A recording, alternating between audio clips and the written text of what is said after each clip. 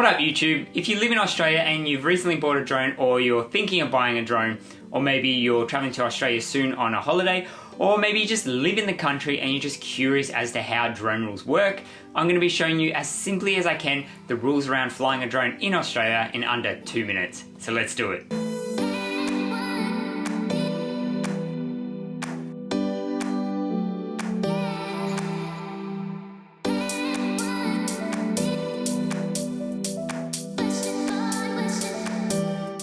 Now, drones have been around for years and they haven't exactly been mainstream, but they are becoming more and more popular, especially as they filter through a lot of major retail stores in Australia, such as JB Hi-Fi. By having drones available in such large retail chain stores, they're becoming much more accessible and they're becoming much easier for consumers to just walk into a store, buy one and throw them up in the air. Like with any new technology, there's always certain rules and best practices that you should learn before you start using the product. And CASA make a big deal about setting out important rules for any drone flyer out there to make sure that everyone's privacy and security is well taken care of. They've even gone so far as to develop an app. It's called Can I Fly There? And it really is a great app for anyone starting out or for anyone that's unsure whether a drone is allowed to fly in that area. You can literally load up the app and it will come up on screen and tell you, yes, you can fly here, no, you can't fly here, or yes, you can, but be aware of these certain restrictions. While you're watching this video, go ahead and download that app now because it really is important and it's probably step number one if you want to fly a drone in Australia. And recently, DJI, the leading manufacturer of drones, has come out with a mandatory quiz that you must take before you fly. They've worked in conjunction with the Australian government to come up with that quiz and make sure it is mandatory. So it's a great step in the right direction to make sure that everyone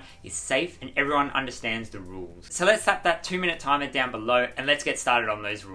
Right, so there's 3 basic rules that you have to ensure that you follow to start with. First one is that you can only fly one drone at a time, no exceptions.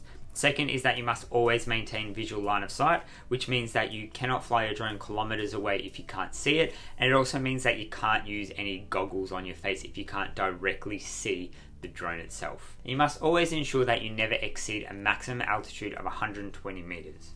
Now, if you're out and about and you want to catch some great shots of some scenery or some action happening nearby, that's fine, but you must make sure that you don't fly directly over crowds. And this is so that in case your drone malfunctions, it doesn't fall and cause issues to anyone. So with that in mind, you must also maintain a 30-meter radius around other people. Around you, it's fine, but around others, that 30-meter radius must be maintained. And a little known rule, if you're out in the water, then you must also keep a 300-meter radius around marine animals. Now, moving on to airports, they're typically a controlled airspace. So in Australia, you cannot fly within 5.5 kilometers of a controlled airspace. There are some areas where you can fly your drone where it's not a controlled airspace. For example, around a helicopter pad for a hospital. They're typically marked in the CASA app with a yellow coloring. And what this means is that you can fly in the area, but if another helicopter or airplane comes into that area, then you must safely land your drone as quickly as possible to get out of the way. Similarly, if you're out and about and emergency services are in the area, then you must also safely land your drone as quickly as possible, and that's so that you don't interrupt them.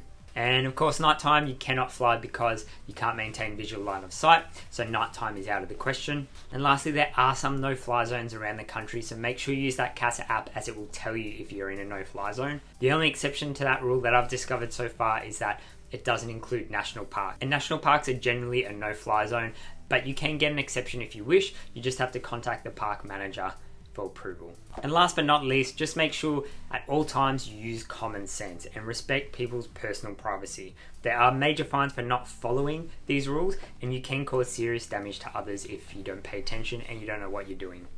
And if you're ever unsure about any of these rules, feel free to visit the CASA website. On there, they talk about all the rules. And if you're still unsure, feel free to leave a comment below. Ask me a question and I'll help you out. Thanks again for checking out the video. And if you haven't already, don't forget to like it, leave a comment and subscribe. And until next time, happy flying.